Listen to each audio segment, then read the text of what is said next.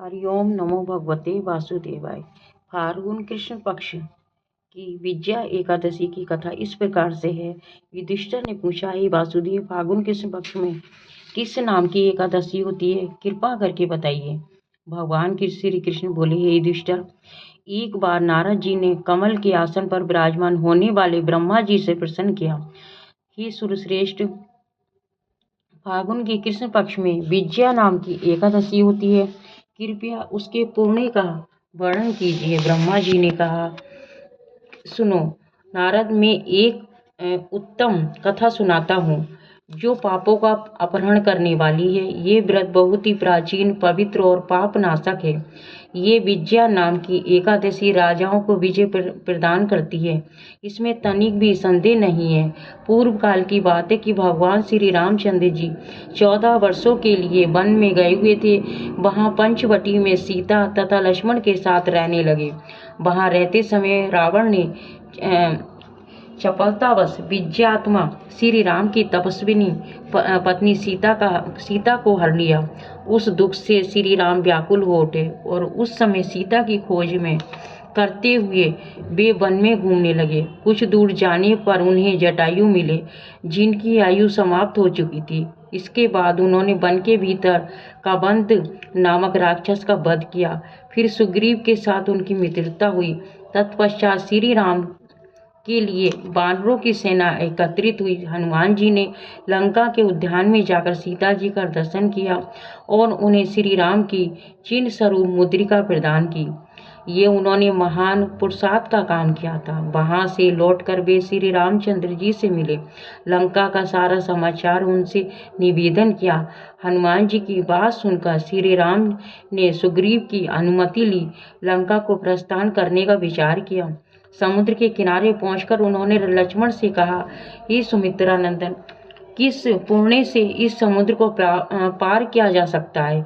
ये अत्यंत आघात, भयंकर, जल जंतुओं से भरा हुआ है। मुझे ऐसा कोई उपाय नहीं दिखाई देता जिससे इसको सुगमता से पार किया जा सके। लक्ष्मण बोले, महाराज, आप ही आदि देव और प्राण पुरुष पुरुषोत्तम हैं। आपसे क्या छिपा है? यहाँ द्वीप के भीतर बकदालभ्य नामक मुनि रहते हैं। यहाँ से आधे योजन की दूरी पर उनका आश्रम है। हे रघुनंदन, उन प्राचीन मुनीश्वर के पास जाकर उन्हीं से इसका उपाय पूछिए। लक्ष्मण जी की ये अत्यंत सुंदर बात सुनकर श्री रामचंद्र जी महामुनि बकलादब्बे से मिलने के लिए गए। वहां पहुंचकर उन्होंने मस्तक झुकाकर मुनि को प्रणाम किया। मुनि उनको देखते ही पहचान लिया और ये प्राण पुरुषोत्तम श्री राम हैं, जो किसी कारणवश मानव शरीर में अवतीर्ण हुए हैं। उनके आने से महर्षि को बड़ी प्रसन्नता हुई। उन्होंने पूछा, श्री राम, आपका कैसे यहाँ आगमन हुआ है? श्री राम बोले, हे ब्राह्मण, आपकी कृपा से राक्षसों सहित लंका को जीतने के लिए सेना के साथ समुद्र के किनारे आया हूँ। हे मुनि, अब जिस प्रकार समुद्र पार किया जा सके वे उपाय बताइए, मुझ पर कृपा कीजिए। बकलादब्बे ने कहा, श्री राम, फाल्गुन मास के कृष्ण पक्ष में जो विजया नाम की एकादशी होती है, उसका व्रत करने से आपकी विजय होगी। निश्चय ही आप अपनी वानर सेना के साथ समुद्र को पार कर लेंगे। हे राजन, अब इस व्रत की फलदायक विधि सुनिए। दशमी का दिन आने पर एक कलश स्थापित करें। वे सोने, चांदी, तांबे अथवा मिट्टी का भी हो सकता है। उस कलश को जल से भरकर उसमें पंचपल्लव डाल दें। उसके ऊपर भगवान नारायण के सुवर्ण में विग्रह की स्थापना करें। फिर एकादशी के दिन प्रातःकाल स्नान करें। कलश को पुनः स्थिरता पूर्वक स्थापित करें। माला, चंदन, सुपारी तथा नारियल आदि के द्वारा विशेष रूप से उसका पूजन करें। कलश के ऊपर सप्त धान्य और जौ रखें। गंध, पुष्प, दीप और भांति भांति के नैवेद्य से पूजन करें। कलश के सामने बैठकर वे सारा दिन उत्तम कथा, वार्ता आदि के द्वारा व्यतीत करें और रात में भी वहां जागरण करें। अखंड व्रत की सिद्धि के लिए घी का दीपक जलाएं। फिर द्वादशी के दिन सूर्य उदय होने पर उस कलश को किसी जलाशय के समीप, नदी, झरने या पोखरे के तट पर ले जाकर स्थापित करें। उसकी विधिवत पूजा करके देव प्रतिमा सहित उस कलश को वेद वेदता ब्राह्मण के लिए दान कर दें।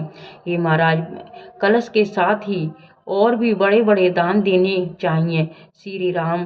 हे श्री राम, आप अपने युवपतियों के साथ इसी विधि से प्रयत्नपूर्वक विजया का व्रत कीजिए, इससे आपकी विजय होगी। ब्रह्मा जी कहते हैं, नारद जी, ये सुनकर श्री रामचंद्र जी ने मुनि के कथा अनुसार उस समय विजया एकादशी का व्रत किया।